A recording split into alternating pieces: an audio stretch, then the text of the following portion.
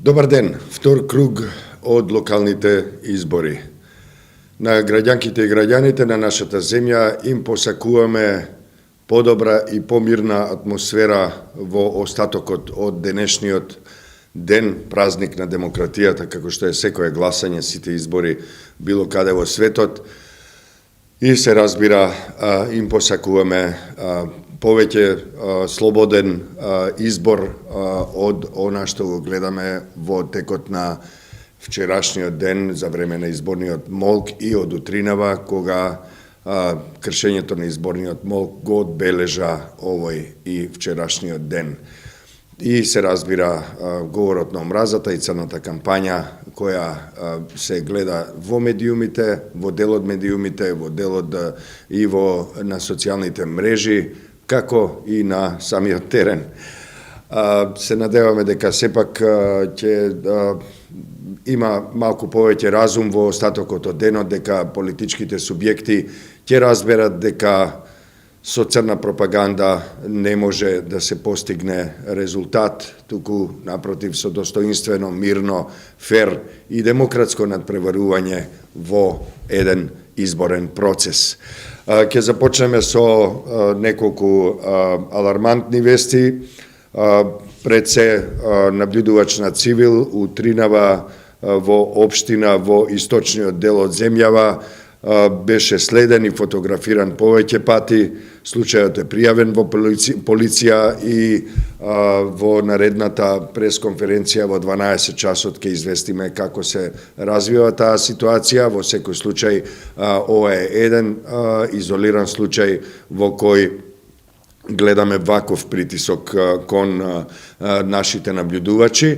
Во овој момент имаме сосема малку извештаи за попречување на работата на наблюдувачите за разлика од првиот круг. Веројатно дошла некоја информација до избирачките одбори дека нашите наблюдувачи се мобилни и дека беџовите што ги носат од Државната изборна комисија се такви какви што пристигнале, пластифицирани, без име и презиме, меѓутоа сите останати документи си ги поседуваат нашите наблюдувачи.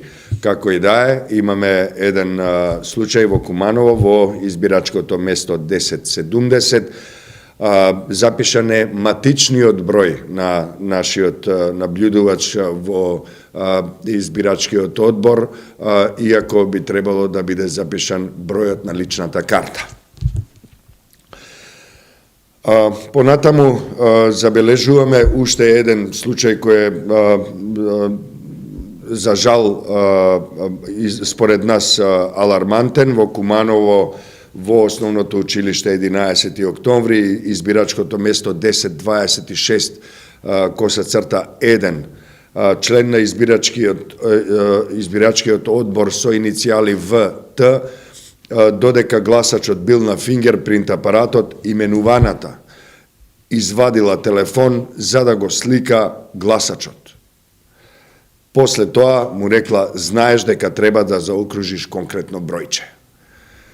Без оглед на тоа кое е бројчето, тоа е неприфатливо однесување на било кој во избирачкото место. Избирачкото место е заштитено, високо контролирано, тоа е храм на волјата на гласачите. Нарушување на тајноста на гласањето се бележи во Куманово во основното училиште, исто така во 11 октомври, во избирачкото место 1001, каде што гласачките параваните за гласање се наместени на тој начин што од прозорецот може да се види кој за кого гласа. Тоа е непрописно местење на гласачките паравани. Може да го, ако го слушна тоа, може да направат интервенција во просторот и да ги наместат така гласачките паравани што ќе бидат заштитени тајноста на гласањето и се разбира сите останати права кои му следуваат на граѓанинот кога е внатре. За жал, фингерпринт апаратите повторно покажуваат слабости, така што имаме, само да дојдам до тој дел, еден од долгорочните наблюдувачи на Цивил направи статистика од едно избирачко место во Кисела Вода.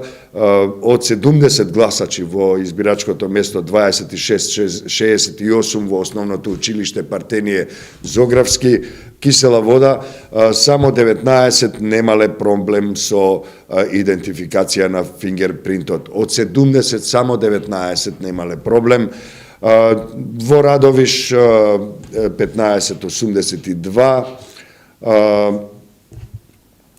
Имаме една интересна ситуација. Не знаеме колку е тоа релевантен податок, меѓутоа сметаме дека е интересно, да не кажам забавно, да видиме. Апаратот во тоа избирачко место во Радовиш не можел да ги отчитува отпечатоците од прст на граѓанките и граѓаните кои дошле да гласаат. Меѓутоа, на еден од избирачкиот одбор му текнало да го исклучи светлото и да се служат само со светлото кое доаѓа од надвор, со природната, надворешната светлина, што немало ни еден проблем со фингерпринт апаратот.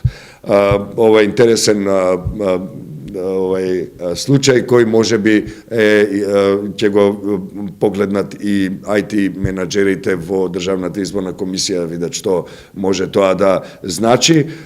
Понатаму имаме повеќе места низ целата земја, еве како што е во Тетово, во основното училиште Братство Миѓени 1952, Карпош во Јана Москоменски во 2605, Кисела Вода во Невена Георгиева Дуња на 2745 избирачкото место и се редат натаму уште поприличен број на избирачки места од целата земја, кои во периодот до 9 часот, од 7 до 9 часот не можеле или не функционирале како што треба, како што кажавме во избирачкото место предходно на првиот во Партенije Зографски на 26-68 од 70 само 19 успеале да го остварат своето право на глас непречено, се разбира, немало неостварување на правото на глас во тоа место. Се разбира, избирачките одбори, како и минатиот пат и сега, очигледно мора да бидат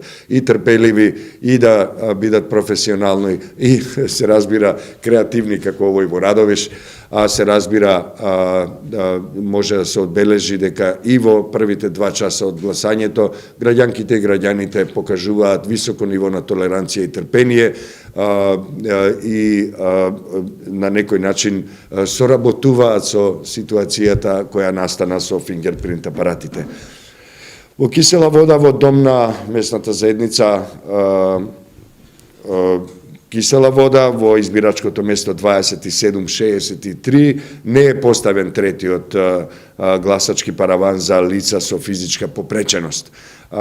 Ги подсетуваме сите граѓанки и граѓани, се разбира уште повеќе оние кои се задолжени за средување на избирачките места, дека во изборниот материјал спаѓа 2 кутии за вообичаено гласање, 1 кутија параван која е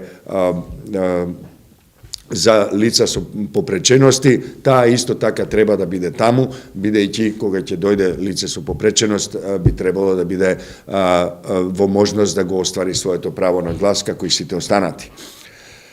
Други нерегуларности се бележат поситни, сепак се работи за релативно мирен почеток на самото гласање, настрана од црната кампања која се одвива на теренот и во интернет просторот. Така што имаме овде-онде по некоја ситна забелешка од нашите наблюдувачи, некој не носи бедж, еве во 2 места, во Ново село и во Кисела Вода, во Куманово, имало забелешки од партиски наблюдувачи, па ги пребројувале гласачките ливчиња во 1073. И неколку други ситни забелешки од нашите наблюдувачи кои го мониторираат изборниот ден денеска.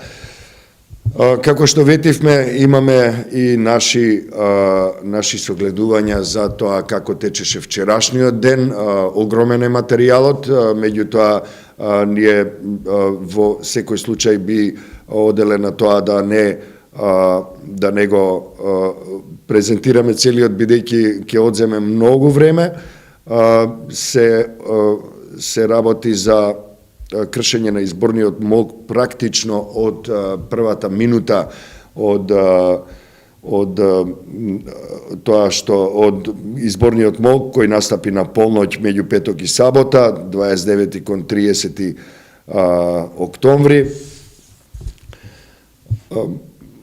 Како што реков, само да го отворам тој извештај, да, имаме веќе во првата минута по полноќ, откако настапи изборниот молк, имаме регистрирано еден интернет портал кој го прекрши изборниот молк спротивно на изборниот законник, известувајќи во живо на социјалните мрежи и на веб страницата за наводни активности за предизборен подкуп во Охрид. Во јавувањето во живо, две лица што објавуваат содржини за неколку традиционални и онлайн медиуми посочија припадници на една политичка партија како организатори за наводен подкуп. Иако партијата не беше директно именувана, двете лица зборуваа за нејзините партиски бои и направија опис со јасна назнака со што го открија идентитетот на посочената политичка партија. Тоа представува кршење на правилата за медиумско известување за време на предизборниот молк и кршење на изборниот молк во член 76б од изборниот законник.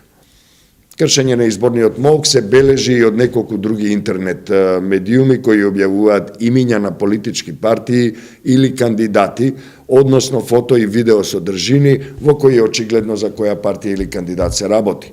Тоа е спротивно, повторно ќе кажеме, на тој член 76б од изборниот законник. Исто така се бележи случајот околу 1 часот по полноќ, мониторинг тимовите на Цивил утврдија кршење на изборниот молк на повеќе места низ скопската населба Капиштец, на вратите во голем број станови во стамбените блокови низ населбата беа закачени флаери со пропагандна содржина во изборен контекст. Мониторингот на Цивил поседува фотографии и сведоштва од граѓанките и граѓаните кои потврдуваат дека се работи за кршење на изборниот молк 1 час по неговото стапување во сила. На социјалните мрежи гледаме одредени политички партии кои го кршат изборниот молк и на тој начин што дел од Facebook страниците и профилите кои се под нивна контрола, вршат пропаганда. Иако се работи за социјални мрежи кои не подлежат на строгите законски одредби, се работи за Facebook страници кои не се во официјална надлежност, да го наречеме тоа така, на тие политички субјекти, јасно е дека се работи за пропаганда во изборен молк. Се бележи и голем број случаи на Facebook, Twitter и Instagram, каде што партиски функционери во текот на целиот ден, ноќта и денеска на денот на гласањето споделуваат пропагандни содржини. За време на изборниот молк на социјалните мрежи се бележат случаи на говор на омразата насочен кон одредени политички ентитети. Анализата на Цивил покажува дека се работи за поддржувачи и членови на одредени политички партии кои организирано објавуваат пораки и коментари со говор на омразата против политичките неистомисленици. Дел од пораките на социјалните мрежи содржат и повици за екстремно насилство. Повреда на тајноста на гласањето, нашите наблюдувачи јавуваат за еден случај на повреда на тајноста на гласањето во општина во источниот дел од земјата во текот на вчерашниот ден, кога гласа болните и изнемоштените и неколку други категории. Лице пријавено за гласање в сабота на 30 октомври му било дадено гласачкото ливче, но не му било дозволено да гласа тајно. Под образложение дека може би ќе го фотографира ливчето. му било дозволено да гласа на влезот од домот на начин што членот на избирачкиот одбор членовите на избирачкиот одбор имале целосен увид за тоа како гласал граѓанинот. За крај би сакале да споменеме дека и Цивил, освен тоа што имавме еден случај за кој зборувавме на почетокот, со следењето и со фотографирањето на нашиот наблюдувач во источниот дел од земјата, забележуваме и на социјалните мрежи една извонредно динамична и грозна, би рекол, црна кампања против организацијата со цел да се намалат, да се дискредитираат резултатите од мониторингот на Цивил, анализите на Цивил, а се разбира и да се намали угледот, да се нанесе штета на угледот на организацијата и да се заплашат граѓанките и граѓаните, да не ни пријавуваат случаи, а се разбира да се заплашат и нашите наблюдувачи кои се на теренот. Мораме да ги известиме дека за нивна жала, за наша среќа, нивните напади воопшто не го засегнуваат, ниту пак го намалуваат квалитетот на работата на Цивил во сите негови тимови, напротив, само му помагаат на Цивил да биде уште подобар во својата работа, да стекне уште поголема доверба и поддршка од граѓанките и граѓаните на нашата земја, зашто и во име на организацијата и во свое име сакам наискрено да им се заблагодарам. Се гледаме во 12 часот.